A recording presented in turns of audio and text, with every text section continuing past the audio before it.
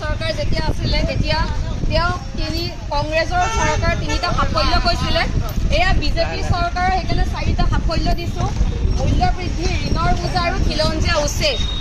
এয়া পিঁয়াজৰ মালা আৰু এয়া ঔষধৰ মালা পিন্ধিছো। এয়া প্ৰশান্ত ফুকন ডাঙৰীয়াই এটা টাইমত গৰু গাড়ী উঠিছিলে। এই গাড়ীখন প্ৰশান্ত ফুকন ডাঙৰীয়াই মোক দিছে, মই তেওঁৰ পৰা আনিছো। খালি গৰুকেইটা এতিয়া নাই, সেইকাৰণে ঘোঁৰাটো দি পঠিয়াইছে। তেখেত যিহেতু এতিয়া সময় নাই তেখেতৰ, আৰু তেখেতে কৈছে যে যুদ্ধৰ কাৰণে বোলে মূল্য বৃদ্ধি হৈছে।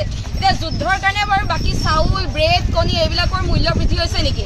সেইকাৰণে এতিয়া যিহেতু আমাৰ গাড়ী নাই, প্ৰশান্ত ফুকন ডাঙৰীয়াৰ যি তেওঁ এটা সময়ত প্ৰতিবাদ কৰিছিল, সেই প্ৰতিবাদৰ পৰা অনুপ্ৰাণিত হৈ পেলাই আজি এইদৰে ঘোঁৰা গাড়ীত এতিয়া গুৱাহাটী গৈ আছো।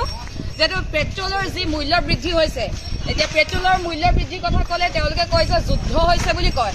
আচলতে যিটো সময়ত ভাৰতে বাংলাদেশ আৰু ভূটানক পেট্ৰল ডিজেল দিয়ে আৰু ভূটানে 60 টকাত বিক্ৰী কৰে, সেইটো টাইমতে প্ৰশান্ত ফুকন ডাঙৰীয়াই কয় যে যুদ্ধৰ কাৰণে হৈছে, মুখ্যমন্ত্ৰী ডাঙৰীয়াই কয় যে যুদ্ধৰ কাৰণে হৈছে। পীযুষ হাজৰিকা ডাঙৰীয়াই সিদিনা এছেম্বলিত কৈছে যে ভাৰতত 40 বেলেগ কাণ্ট্ৰিবিলাকত 40% দাম বাঢ়িছে, তাৰ তুলনাত ভাৰতত বোলে মাত্ৰ 4%। এতিয়া পীযুষ হাজৰিকা ডাঙৰীয়াকো সুধিব বিচাৰিছো যে আপোনালোকৰ যে মন্ত্ৰী বিধায়কসকলৰ সম্পত্তি বাঢ়িছে, তাৰ উৎস কি? সাধাৰণ ৰাইজৰতো সম্পত্তি বঢ়া নাই। এফালে যদি চাই গেছৰ কংগ্ৰেছৰ চৰকাৰৰ দিনা 400 টকা আছিলে, এতিয়া গেছৰ দাম হ'ল, ঘৰুৱা গেছৰ দাম 1000 টকা, তাকো গেছ পাবলৈ নাই। আৰু যদি বাণিজ্যিক গেছৰ কথা চাই, বাণিজ্যিক গেছৰটো এতিয়া 3000 টকা হ'লগে দাম।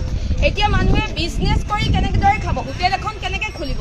এতিয়া গেছ চিলিণ্ডাৰ পাবলৈ নাই, ব্লেকত 3000 4000, কেনেদৰে জীৱন যাপন কৰিব? মুখ্যমন্ত্ৰী ডাঙৰীয়াই কয় যে বিকাশ বিকাশ বিকাশ।